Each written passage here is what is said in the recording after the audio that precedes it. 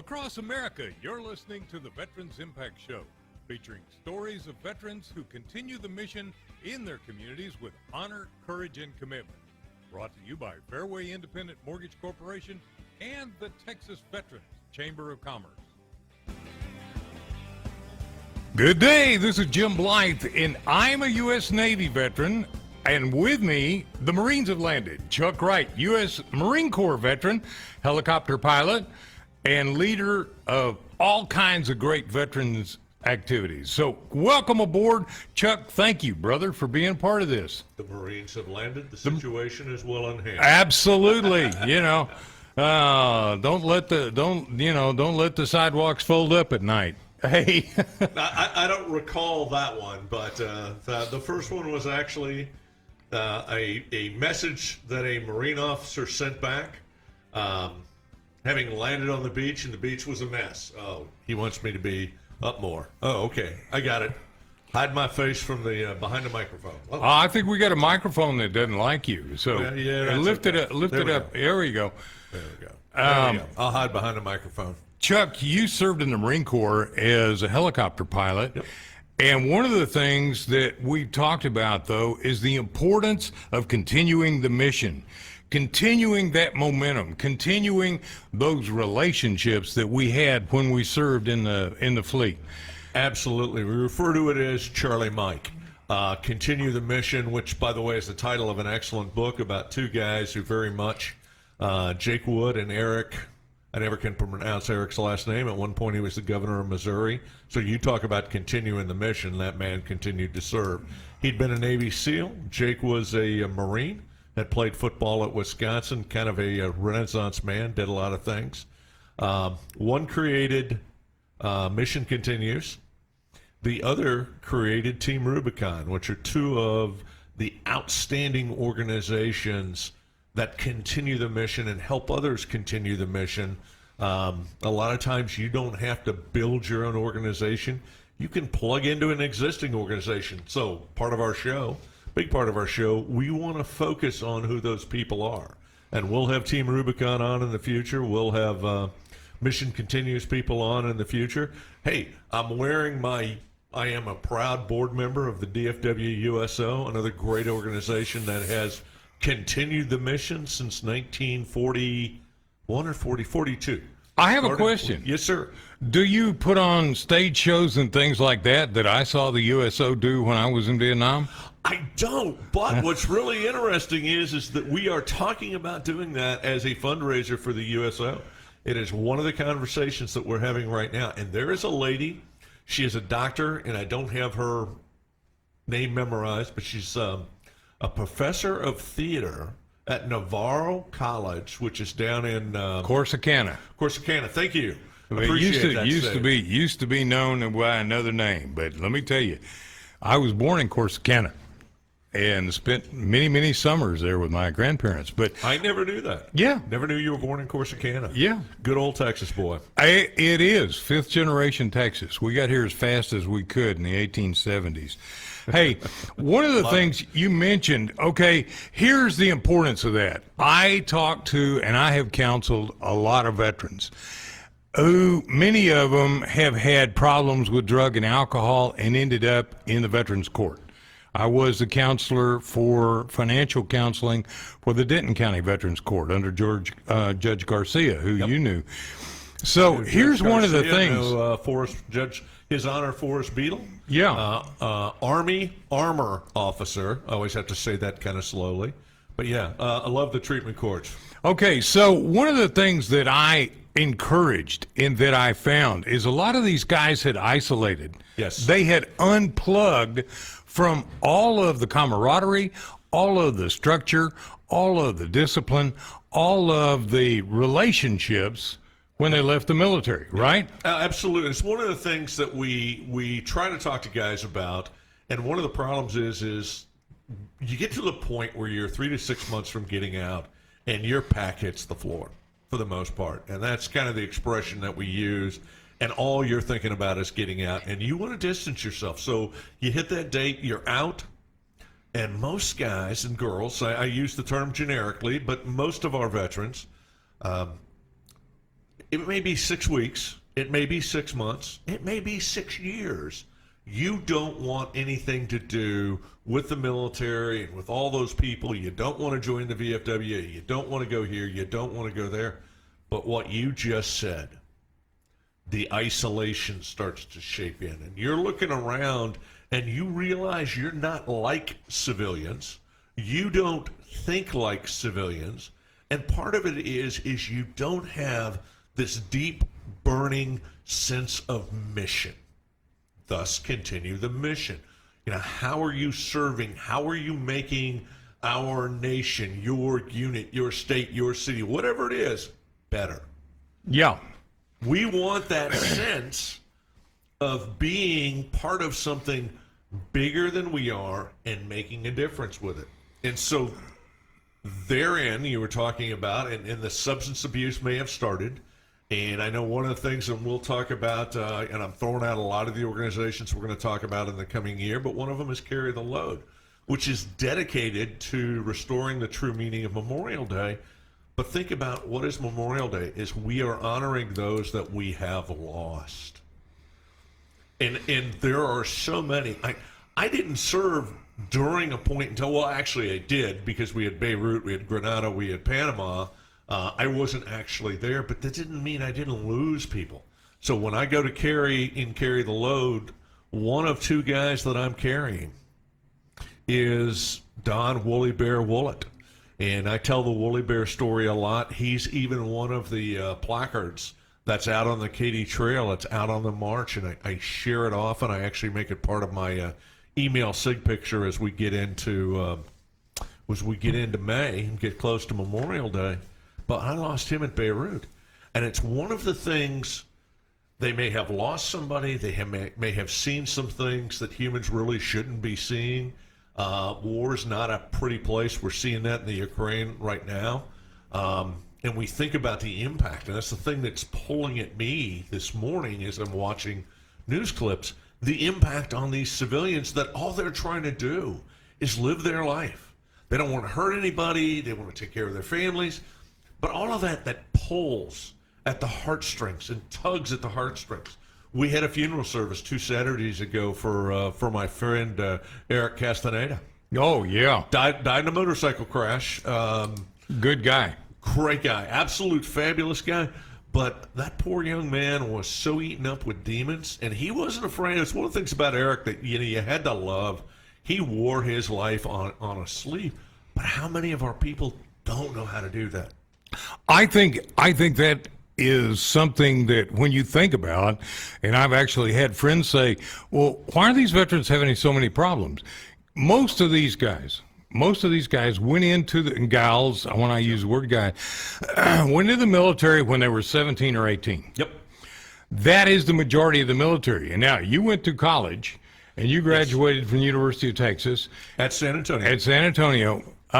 Basically, though, you were what, 21, 22? Now, I was on the 6-year trying to go for 7-year plan. I really enjoyed college. I embraced college. Okay.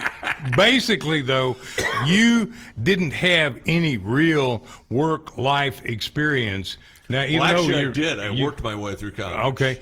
But you're right. I get where you're going. Absolutely. A lot of this is the first job for a lot of these young men and women. Yeah. And so they don't have a lot of life experience. Right. So when you start throwing, and you're 4 years, you're 6 years, you're 8 years, you're 20 years behind all your contemporaries.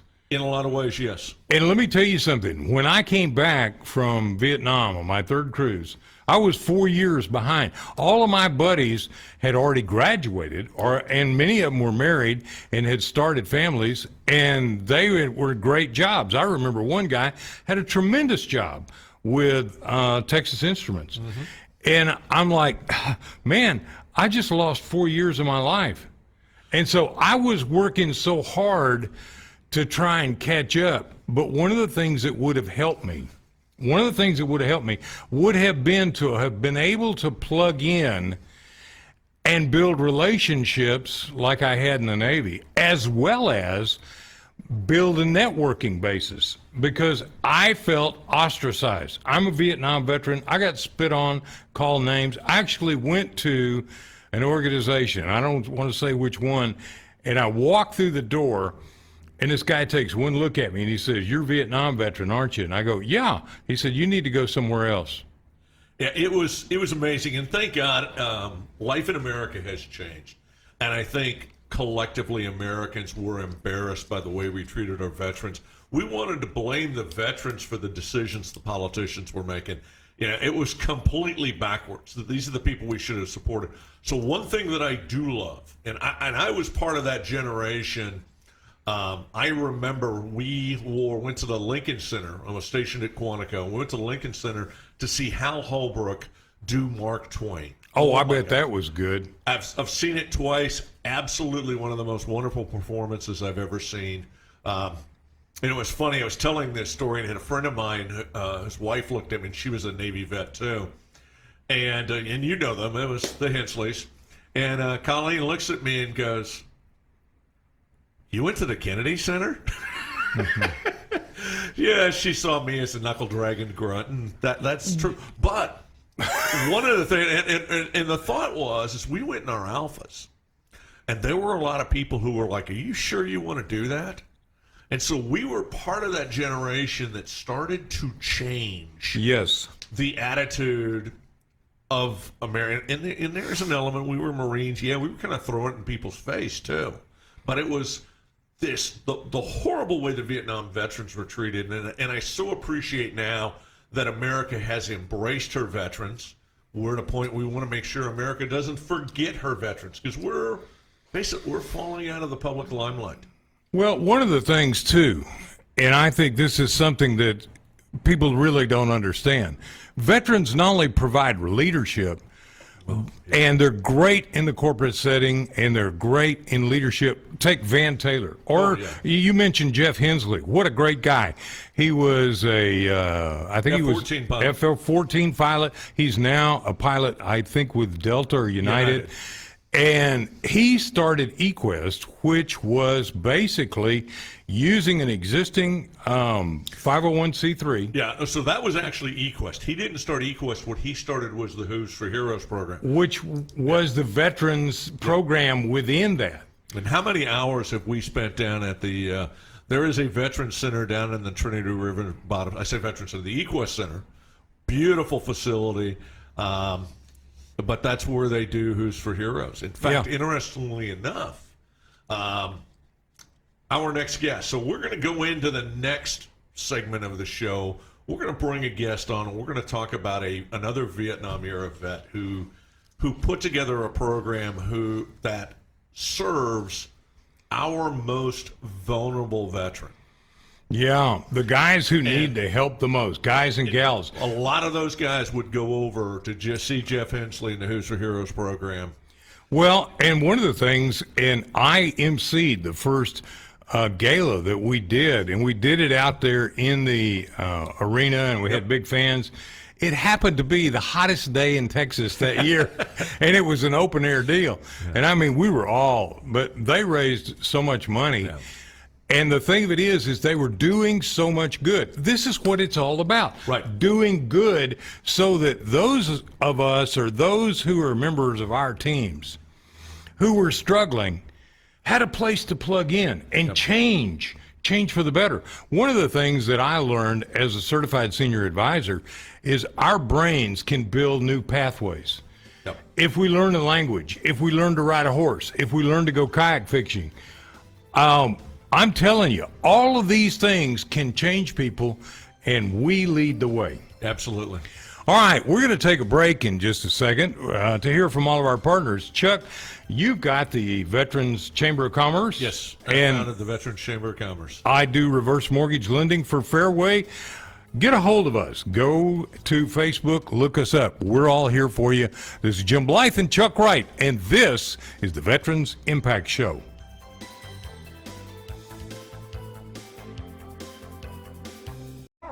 We are. We're on Facebook right now. Oh, hey, Facebook. Yeah, we don't And stop. thank you. Yeah, thank you for being on board. Huh? The help come in every once in a while and adjust things, but we don't stop being on Facebook. It's so hard getting decent help anymore. This is my wife you're talking about. If it wasn't for her, guess is right. I think a keyboard for a computer is a puzzling piece of equipment. I got to tell you, she's my techie. Hey, you notice that I have no electronics in front of me other than a microphone. Really? Yeah, this is my skill set right here. This is it. How are you? And most will say it's pretty limited. Huh? Ken is on the phone. Outstanding. Let's just go ahead and plug him. Can Ken hear us? Yeah. Okay. Hey, Ken, we're going to go live here in just a second. We're on Facebook live, but we're going to go live on the radio here in just a second. Then we've kind of teed you up, but we're going to introduce you. By the way, welcome aboard, Marine. Thank you. How y'all doing today? Sound like y'all going pretty good. Hey, I got to tell you, if the sun was shining, I'd feel a lot better about today, but it's going to shine, so we're going to be good. And how are things in Terrell, Texas? Terrell. Terrell? What? Yeah, It's like Terrell with an attitude. Oh, really? It's an elf with an attitude. We got to go back to Coal Mountain, man. I like that baked potato they've got there. Cold Mountain. Yeah, there's a restaurant there, right? In Ken? Terrell? Terrell has actually got a restaurant? A good one, too. Wow. It's got a Brahms, too, and a Dairy Queen. Ken's never invited me out there. He doesn't love me anymore. He didn't invite me. I invited myself and took There we it. go. There we go.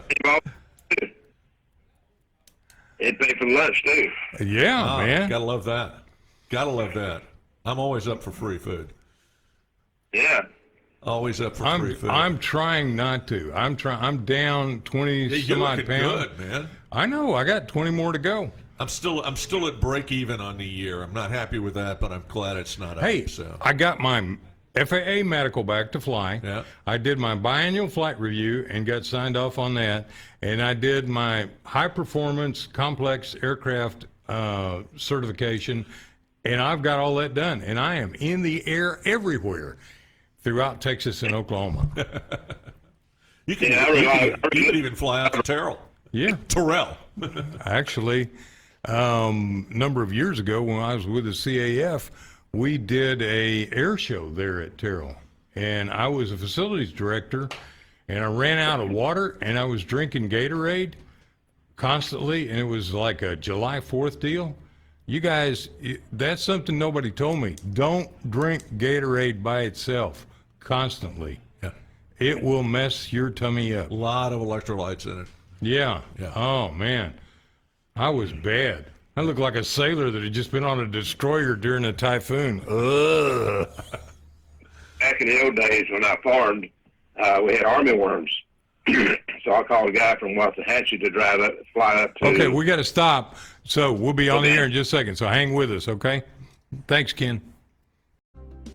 Welcome back to the Veterans Impact Show. Thanks to our great sponsors, Fairway Independent Mortgage Corporation and the Texas Veterans Chamber of Commerce. Now, let's continue this conversation. We just talked to, and we've got on board today, Chuck, a great American, a great Marine. Ken Watterson, welcome aboard. Welcome, Ken. Appreciate it. Thank y'all. We wanted to jump in and let's talk about, and we'll start out talking about your, in actually two facilities co-located, two operations, and I wanted to talk about those. And then we'll spend the back half of the segment talking about this really cool event we've got coming up. But tell us a little bit about why Homeless Veteran Services of Dallas and the Veteran Resource Center, your vision, why you created it. Tell us that, share that story with us. Well, about 15 years ago, I was chairman of the Homeless Veteran Service of Dallas, and I was in a meeting at the Dallas VA, and they mentioned they was going to tear down the old National Guard Armory, which is 3 blocks south of the Dallas VA. And I thought what a waste that was. So I mentioned to the leadership at the VA that we could use that building. And they actually went for it, and I said to serve our veterans and mainly our homeless veterans.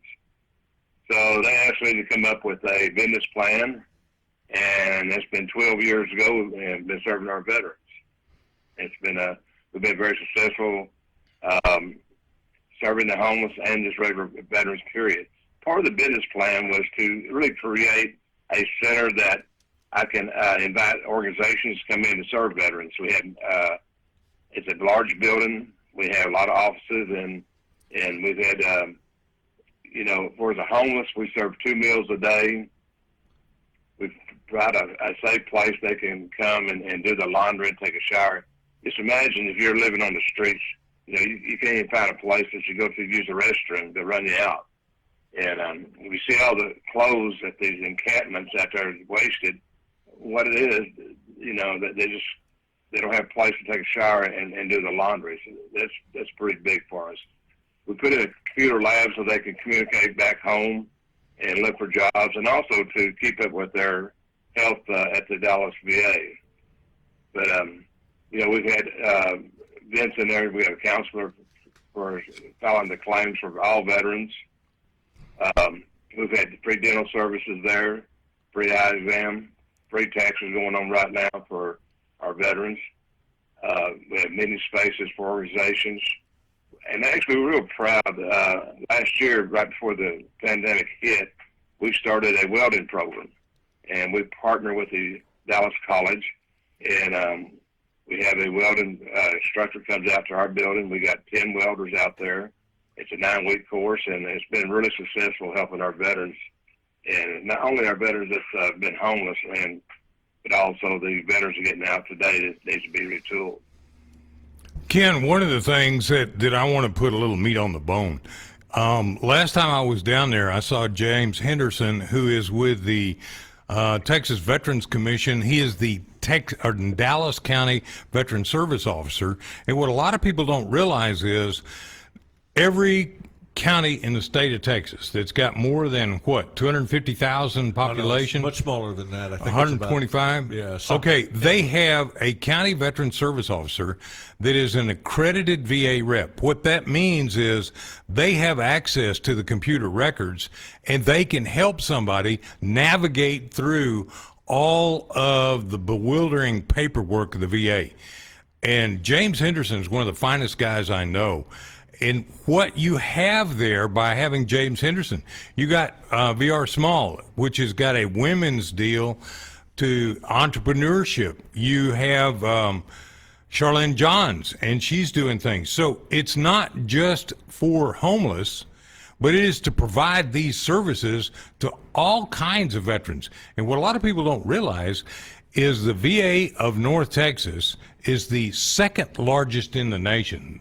They serve over 128,000 people that are signed up, and there's somewhere between 450 and 500,000 in the North Texas area. And so this is an important thing. Are you talking about veterans? Yeah. Oh, no, we've got well over 1.2 million. Okay. All right. We're going to be right back after these words from all of our partners. This is Jim Blythe and Chuck Wright, and you run the Chamber of Commerce. I run the Chamber of Commerce, and when we come back, Ken's going to talk about a little more about what the Homeless Veteran Services of Dallas does, what the Veteran Resource Center does, and then we're going to flow into a little conversation about my favorite event, the Arlie Army Memorial Golf Classic. You know, you did the best thing for me because I'm so bad with the golf club. You gave me a rifle that had a special barrel where I could shoot my golf ball down the course. Yeah, that's how bad I am. All right, this is Jim and Chuck and Ken Watterson joining us. This is Alliance for the Brave. We'll be right back after these words from all of our partners.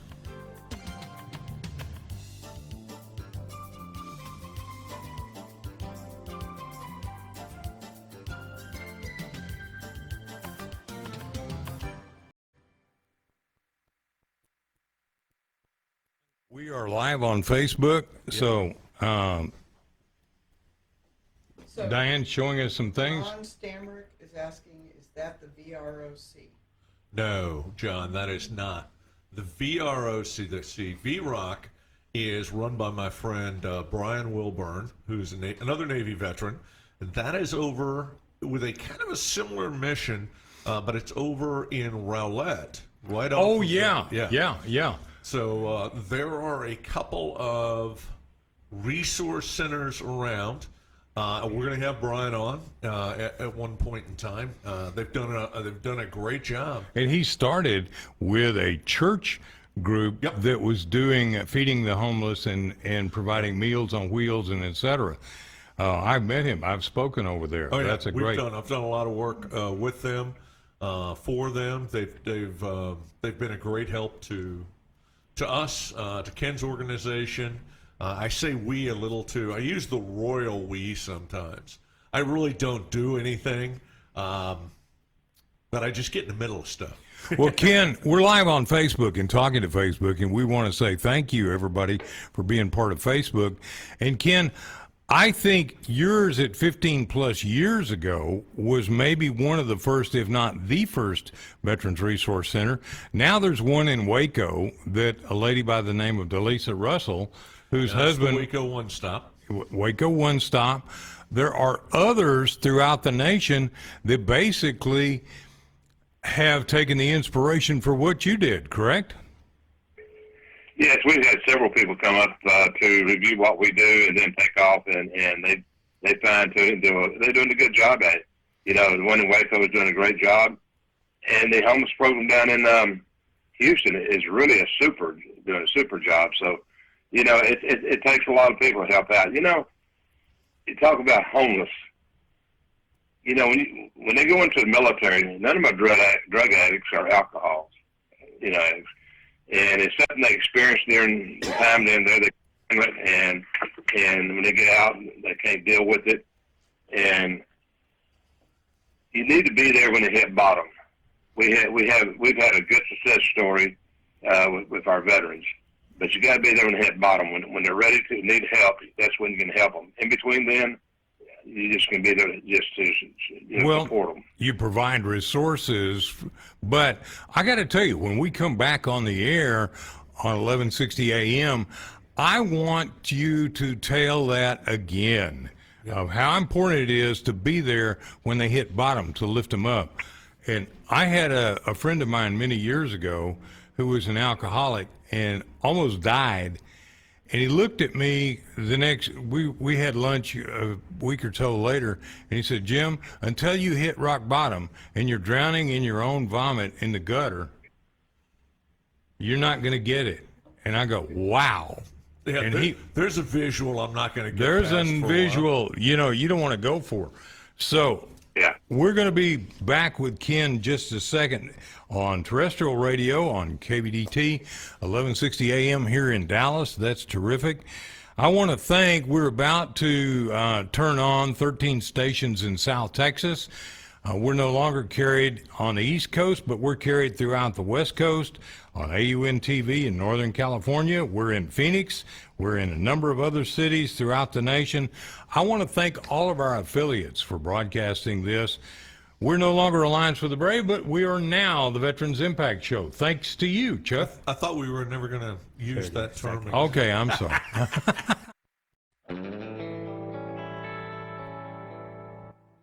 Welcome back to the Veterans Impact Show. Thanks to our great sponsors, Fairway Independent Mortgage Corporation and the Texas Veterans Chamber of Commerce. Now, let's continue this conversation. Hey, Chuck. Oh, I thought we were going to wait till the music was over. We were going to talk over the music.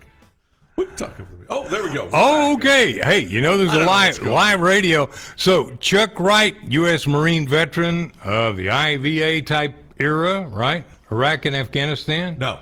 No? I was before that. I'm a Cold War guy. Oh, okay. I'm a Cold War guy. The Iraq-Afghan era, that's all post 9/11. Okay, so joining us is Ken Watterson, the director of the Dallas Veterans Resource Center and the director of the Dallas Homeless Resource Center.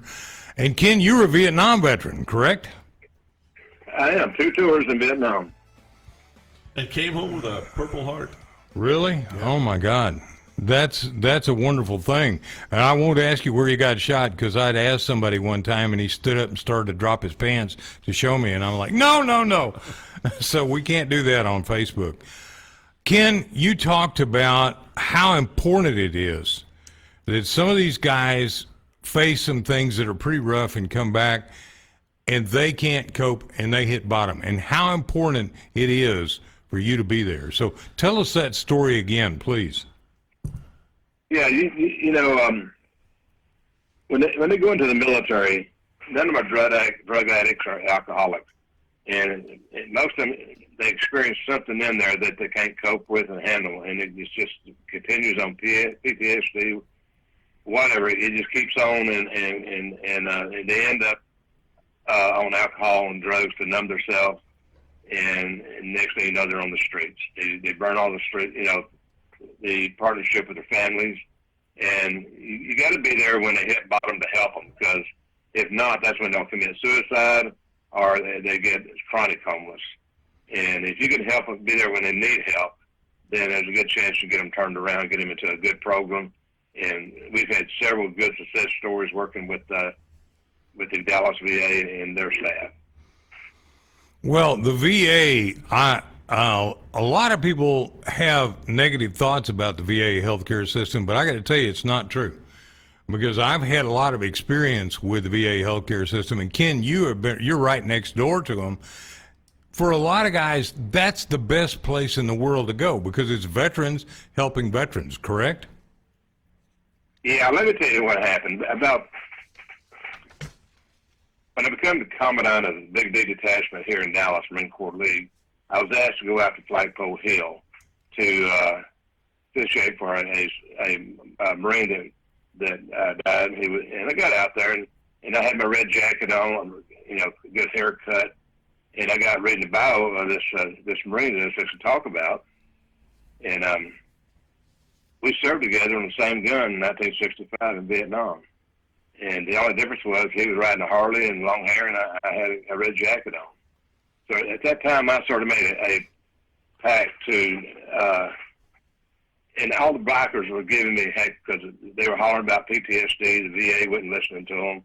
So I sort of made a pact to kick the door open, not down. And that's what I've done. 30 years ago, our VA was the bottom of the barrel. At that time, central office sent in a director, Mr. Joe Dalpiez, to see if they could get it turned around. And I mean, it was getting pretty bad. And 2 weeks after he got here, he fired 30 employees because they was rude to veterans. And a few months later, we had a conversation. He asked if I would organize the Veterans Stakeholder and Advisory Council, which we did. And he had helped at that time bring our VA up to where it is today. I'm very proud of the VA we got today. It's not the one we had 10 years ago. The VA has provided some good leadership, but more importantly, we have a seat at the table. I can call the director right now and get him on the phone and say, we got a problem, let's fix it. And one of the good things now, we got Dr. Hope. He's one of the best directors we've had. He's also a retired colonel, so he knows what it is to be a veteran. But we've had meetings with the past 5 secretaries in our building. What Mr. Dalpiez started, it worked. But we still have ways to go yet. There's still problems. But we have a good team here that work with us. And I suggest that the other parts of the country, you got a VA.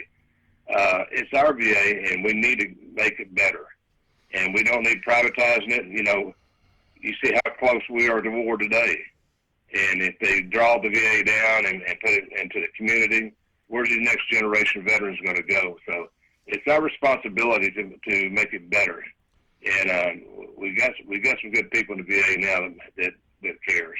So, Ken, you're talking about the VA, which is at the federal level and is funded by the federal level. And this is really, when we talk about the concept of continue the mission, Charlie Mike, one of the things that you've done, one of the reasons you're such an incredible example of what we need, what needs to be done, is that you created this as a local level organization that's not funded by a government agency, but you are largely self-funded. And we're going to talk about one of the fun things we do to fund this here in just a minute. But talk a little bit about your motivation created the Homeless Veteran Services of Dallas, but I also want you to throw out the numbers of the people you have served since you created it as well. Wow, I don't have my numbers in front of me, but, we've served something like 12,000 meals last year. There still is a big need in our homeless.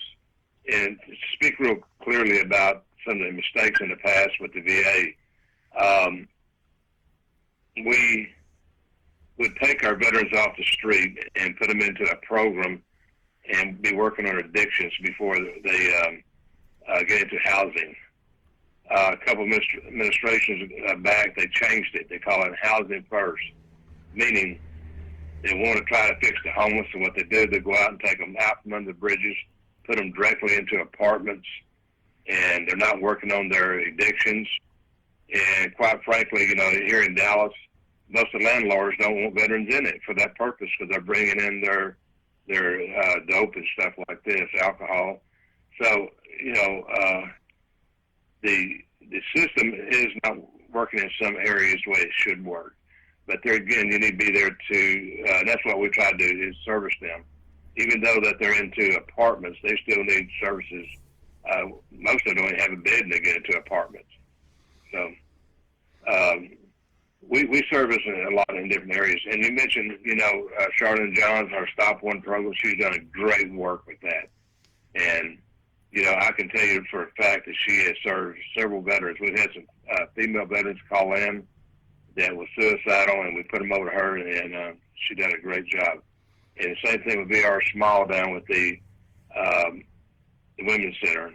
There's a lot of good programs out there and a lot of good people. We just need to, support them, and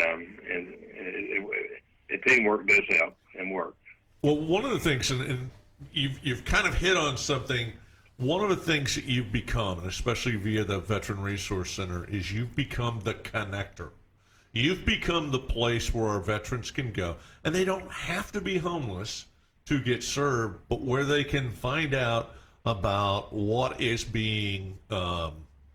available, where they need to plug into, and as I was mentioning before, there are layers of service. We have the VA that's doing not just medical services, but home loans. They're doing education. They have a lot of what I call formal services.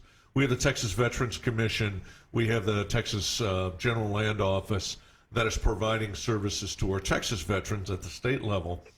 But the one thing that's so critical about where you fit is, to me, you're the connector. You're the one who can help somebody. The old adage is you don't know what you don't know. So where do you start? And you become a starting point where somebody can walk in the door, outline where they are, like have somebody plug them in, make sure they're plugged into the VA, make sure they're getting all their benefits, make sure they're getting this done. But you find out what somebody's needs are, and then you can start plugging them in. And you talked about the county veteran service officers, which, by the way, are not funded through the Texas Veterans Commission. They are funded at each level, each county level. Oh, okay. Yeah, just kind of a point of clarification there, but it's important. They are another great source of information for our veterans. But it's free to the veteran. That is exactly correct. Absolutely free to the veterans. And Ken, that's one of the things that I was so impressed by when I first learned about you. We met back when our Marine buddy R.V. Bergen was being honored by former Governor Rick Perry, and that's actually an interesting story. We won't go into right now, but we will at some point in time in the future, of how the two of them connected and got to know each other. But the organization that you run does such amazing work and has for years. And as one of our regular listeners, John Stamish, who is a Naval Academy grad, he's currently the head of the Denton Elks. Believe it or not, his title is actually Grand Poobah. I absolutely love that. And if you knew John, you would go, that is so perfect for John. And what branch of service was he in? He was Naval Academy grad. Oh, he so was one of wait a yours. minute. He was an admiral, wasn't he? No, he didn't make admiral? He didn't make admiral. Okay. He sometimes thinks he made admiral. And I love, because making a joke like that, I always love looking over. I can catch his wife's eyes and see him just rolling in the back of her head as she laughs. Well, we've got so many leaders in our community here, but this is throughout the United States. Roger Staubach, U.S. Navy veteran, Academy graduate. The guy, I can't think of the name, who runs 7-Eleven. Oh, yeah, West Point grad. West Point grad. Ed James. And Edward James, who is his chief operations director, who is a Marine. So throughout this community, it has thrived and done well because of the leadership of veterans. But we also want to take those who have fallen behind, and that's where This is where Ken has literally led the way. Okay, tell us about, because you're so heavily involved with the Army. I can't say it right. The Army Memorial Golf Classic. Okay, tell us about that. Okay, so it was several years ago, and we had the first we got to tell everybody who Arlie Ermy is. Ken, tell everybody who Arlie Ermy is. He is the gunny. You know, if you watch Full Metal Jacket, you know, he's the gunny, and he does what you see is what you get too. Absolutely. He's really a great. He also had a program on the History Channel called Mail Call for a long time. Mail Call, he had Lock and Load. Yeah, they're still running. Still doing the reruns of those. Okay, so you got a golf tournament, and I went to it last year. Yep. And it was fun. You know, a chance for everybody to plug in and have a ball. Yep. And it supports the veteran services. So I got involved, and I wound up being on a committee that was supporting homeless veteran services in Dallas. And they did all these. We got a couple of what I call degenerate golfers. One of them is 12th Sergeant Major of the Marine Corps, Gene Overstreet. Oh, yeah. And for anybody who didn't know Arlie personally, and absolutely, Ken was just mentioning it, terrific guy. He used to MC Ken's sponsor dinner, and it wasn't one of these fancy sponsor dinners. Ken brought his sponsors down, and he fed them the same thing he fed the homeless veterans. Yeah, by the way, it was pretty good. Yeah, it actually was. It was. It's not bad. I got to, job with that. You know, and Ken, I got to tell you, I owe you an apology. I need to come down there and volunteer serving some of those guys and help you. So, and you have actually included me with the stakeholders, and I appreciate that. But listen, when is that golf tournament? So the golf tournament's going to be May 20th. It is a fundraiser, but it is also one of the funnest events we do, and we've got 1 minute before we're going to hit our next break.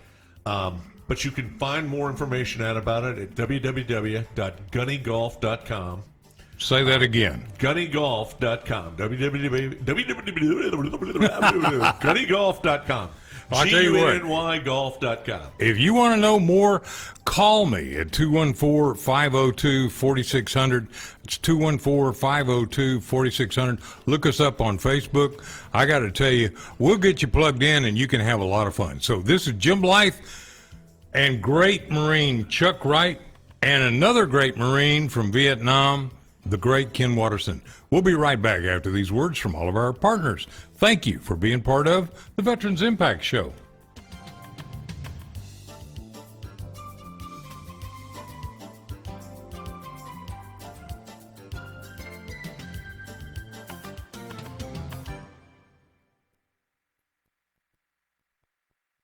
I had to do it. I kept it going.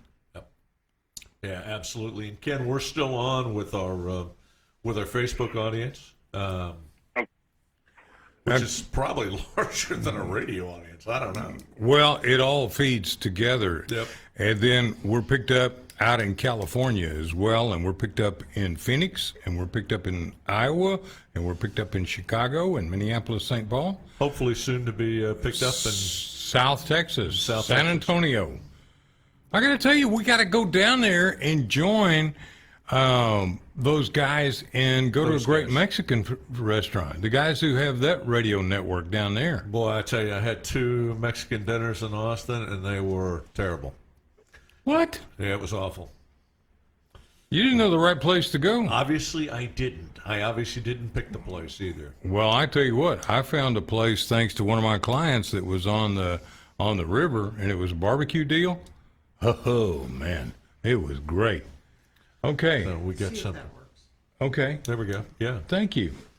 We're trying to get a visual of time, Ken. That's what we're kind of doing, is we're kind of vamping here in the studio. But Ken, talk a little bit about what the golf tournament has meant financially to the Veteran Resource Center and to Homeless Veteran Service at Dallas. Well, it's our, without what we'd be probably shut down. With the pandemic, Make sure and our resources dried up, and it really helped us get through, time. And, the people that comes out to it are very generous, and we want to have fun out there, and that's what we've been doing, but it was our lifeblood for a while, because, and things are still tight, but it's starting to, we starting to see more and more veterans now, and their need is different. The prices increased. When the pandemic hit, we just couldn't do the old child line. We had to get individual wrap, plasticware. Everything just changed how we serve our veterans. But we've been very fortunate. We did not shut down during the pandemic. We stayed open, served our veterans. We was very lucky we didn't have anybody come down with the virus. But it did change how we do business. And without the golf tournament, we would be dead in the water for a while. And I can't say enough, Chuck, for what you do. It's really a blessing, and you're very good at organizing. Well, I appreciate it, but we've put together a heck of a team. One of the things that we're going to plug in, and I should have thought about it this morning and I didn't, but we will plug it into our Facebook page, our Veteran Impact Show Facebook page, is one of our committee members, Matt Olivola, another outstanding young Marine, is in the PR business, and he got us hooked up with ABC TV locally, and they told Lucky's story. And Lucky's story, it's about a minute and a half. But Lucky Luckadoo? I don't know what his last name is. Diane can tell me. He was I think he was a B-17 pilot in World War II. No. This is one of the guys that Ken in the Veteran Resource Center, the Homeless Veteran Services of Dallas, picked up when he was at the bottom. And, okay. We're about to go back on the air, and I got to tell you, Facebook, we love having you on board. Again, send us a message, send us a note. We'd love to talk to you. Welcome back to the Veterans Impact Show. Thanks to our great sponsors, Fairway Independent Mortgage Corporation and the Texas Veterans Chamber of Commerce. Now, let's continue this conversation. Chuck and Ken, we were talking about the Army Army, the Gunny Golf Tournament. Yep. Okay, this is an important thing to support the Veterans Resource Center and the Veterans Homeless Services. But, Chuck, what I had a ball, you had a great barbecue companies provided food last year. It was a great setting. It was a great opportunity. I got to see so many people that I really care about and meet a lot of new people. I got to tell you, I've got a friend that's moving to Lubbock, and I'm going to try and get him to come because he is a Native American Indian and a flute player and world renowned. If you were walking through the Denver airport and you hear this beautiful flute music, Calvin did it. Cool. Calvin Standing Bear, chief of the Lakota Sioux Nation. And we're going to try and get him to come to be a part of our deal as well. Excellent. So this is really important. Again, how can people find out? How can they sign up? So it's www.gunnygolf, golf.com. You'll get all the information there. It was really cool this year. We had a Petroff Realty stepped up and became our title sponsor. And they are allowing us, we're going to have both courses at Bear Creek this year. And so our goal is to fill both of those courses. We have a lot of fun. How many teams do we need? Well, we're going to need in total, you would ask me that right off the top of my head, 72 teams. Wow. See how fast I did that math? Yeah, so 72 times 4, you do the math, that's 288 golfers. And I got to tell you, that is a fun group of people. That is a great group of people. We try to have a tremendous amount of fun. This year we're going to do, so we're going to have Combined Arms, which is out of Houston, but is going statewide with the Texas Veteran Network. We're going to have Young Marines out there. We always enjoy having them out. But we're going to have a lot of these people that are going to be actually set up with booths on the course. One of my favorite groups is the Patriot Project. Hey, could we set up a booth on the course? Sure. If you want to. Yeah. We can find some people to staff it. Yeah. Well, Diane and I will. There we go. We'll have fun. We'll set up tents out there, and there'll be information. I've got the tent. But one of the things we want to do is we want to create a venue where people can come out and learn more about various veteran projects that are out there. And we have one group. It is the only group that is doing fundraising out there that is not coming to Homeless Veteran Services in Dallas, but they are a paid sponsor, so they've kind of paid for the right to do that. And we like them, and that's my Marine Corps League, the Collin County Marine Corps League.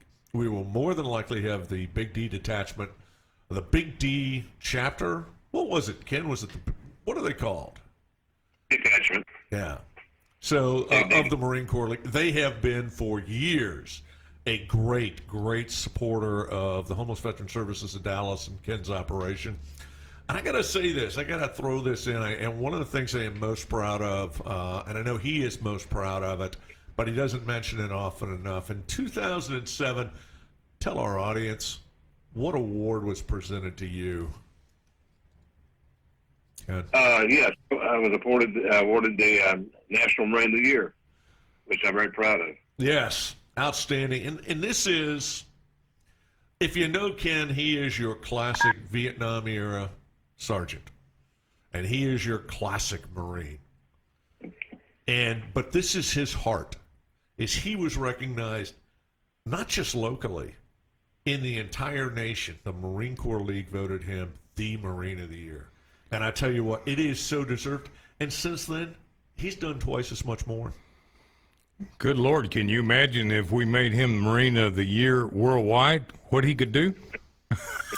Well, and we were talking before about some of the famous Marine Corps quotes, and one of them is, "The Marines have landed and the situation is well in hand. Ken Watterson's in charge. We'll get this problem solved." Jim, we got to tell all right, so I got to tell you real quick, guys, let's say a quick prayer for all of our active duty military and veterans and for what's going on in the Ukraine. So, Father God, we thank you. Thank you for protecting our troops, our sailors, our airmen around the world as they are facing this situation in the Ukraine. God, thank you for taking care of them and protecting them. And thank you, God, for taking care of our veterans as they continue the mission to be a major positive influence in our communities throughout the world. Thank you, Jesus. Thank you, God, for all that you do for us. Chuck, real quick, and Ken, give out your phone number real quick. 469-888-4757. All right, we're gone. This is Jim and Chuck. We'll be back next week. Again, you can reach us on Facebook. You can reach me on 214-502-4600. Send me a text. Thank you for being part of Alliance for the Brave.